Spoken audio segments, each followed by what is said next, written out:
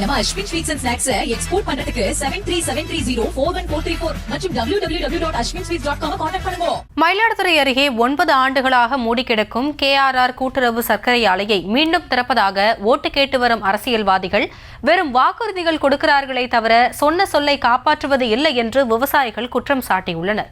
மீண்டும் ஆலையை திறந்தால்தான் தங்களின் வாழ்வாதாரத்திற்கு வழி கிடைக்கும் என்று கூறியுள்ள விவசாயிகள் கரும்பு உற்பத்தி செய்யும் நிலங்களில் மாற்று பயிரை கூட சாகுபடி செய்ய முடியவில்லை எனவும் வேதனை தெரிவித்துள்ளனர்.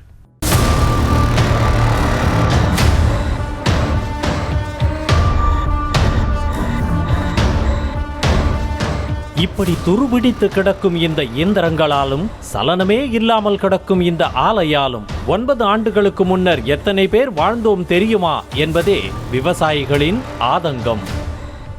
மயிலாடுதுறை மாவட்டம் தலைஞாயிறு கிராமத்தில் நடிப்பிசை புலவர் KR ராமசாமி கூட்டுறவு சர்க்கரை ஆலை உள்ளது. முன்னாள் முதல்வர் MGRால் கடந்த 1987ஆம் ஆண்டு துவங்கப்பட்ட இந்த ஆலையில் 700க்கும் மேற்பட்ட அதிகாரிகள் மற்றும் ஊழியர்கள் பணியாற்றி வந்தனர். 23,000 விவசாயிகளை உறுப்பினர்களாக கொண்ட இந்த ஆலையானது ஒரு டன்னுக்கு 97 கிலோ உற்பத்தி அரவை தந்ததோடு கடந்த 1993ஆம் ஆண்டில் 25 கோடி ரூபாய் லாபமும் ஈட்டியது. இதனிடையே 1994இல் ரூபாய் 33 கோடியில் ஆலை விரிவாக்கம் செய்யப்பட்டது. ஆனால் அந்த விரிவாக்கத்தில் ஒரு நேர்த்தி இல்லை என விவசாயிகள் குற்றம் சாட்டிய நிலையில் அதற்கு ஏற்றாற்போல் ஒரு டன்னுக்கு 59 கிலோ மட்டுமே சர்க்கரை அரவை தந்து நஷ்டமும் ஏற்பட்டது. இதனால் ஆலையை மறுசீரமைப்பு செய்ய முன்னாள் முதல்வர் ஜெயலலிதா 2015ஆம் ஆண்டு ரூபாய் 56 கோடியை ஒதுக்கினார். ஆனால் ஜெயலலிதாவின் மறைவுக்கு பின்னர் ஆலையை புனரமைப்பதற்கான நிதி அரசு தரப்பிலிருந்து வந்து சேரவில்லை. அதன் விளைவு தொடர்ந்து நஷ்டத்தை ஏற்படுத்த 2017இல் ஆலையே மூடப்பட்டது.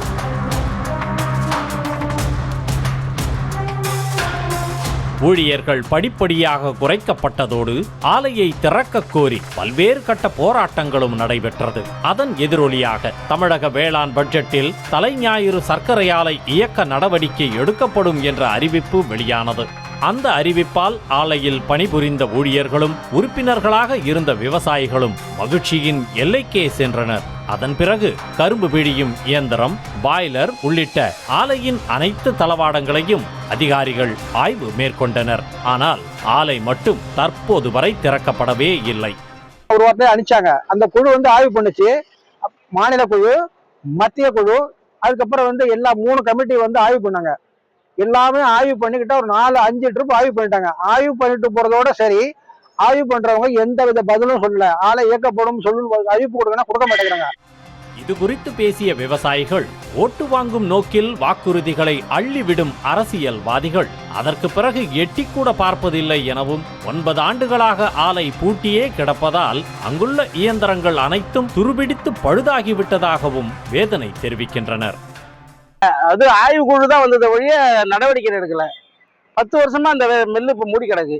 விவசாயிகளுக்கு வாக்குறுதி சொல்றாங்களே ஒழிய இந்த வாக்குறுதியை நிறைவேற்றுறது ஒரு மனவேதனை அளிக்கிறது. அதே போல தங்களால் மாற்றுப் பயிரை உற்பத்தி செய்ய முடியவில்லை என கூறும் விவசாயிகள் கரும்பை மட்டுமே சாகுபடி செய்து வெளி மாவட்டங்களில் உள்ள தனியார் சர்க்கரை ஆலைக்கு அனுப்பி வருவதாகவும் கூறுகின்றனர். விவசாயிகளுக்கு நாங்க மாற்று பயிர் இப்ப கரும்பு போனத்தால எங்களுக்கு நெல்லு பயிர் தான் செஞ்சுக்கிட்டு இருக்கோம். இந்த நெல்லு பயிர் இயற்கை சீற்றத்தில் நாங்க ரொம்ப அழிகிறோம். சுத்தமா 4 ஆண்டு காலமா இயற்கை சீற்றம் கடுமையா இருக்கத்தால நாங்க அழிஞ்சுக்கிட்டு இருக்கோம். எங்களுக்கு மீண்டும் கரும்பு சிறப்பா செயல்படுறதுக்கு உள்ளது. இருபோகத்திலேயே நாங்க கரும்பு போட்டு நல்லபடியா செய்யறதுக்குள்ள ஒரு வாய்ப்பு கிடைக்கும். அப்படியே மாற்றுப் பயிரான நெல்லை சாகுபடி செய்தாலும் மழை உள்ளிட்ட இயற்கை பேரிடரால் நஷ்டம் ஏற்படுவதாக வருத்தம் தெரிவித்த விவசாயிகள் சர்க்கரை ஆலையை உடனடியாக திறந்து தங்கள் வாழ்வாதாரத்தை காக்க ஆவண செய்ய வேண்டும் என கோரிக்கை விடுத்துள்ளனர்.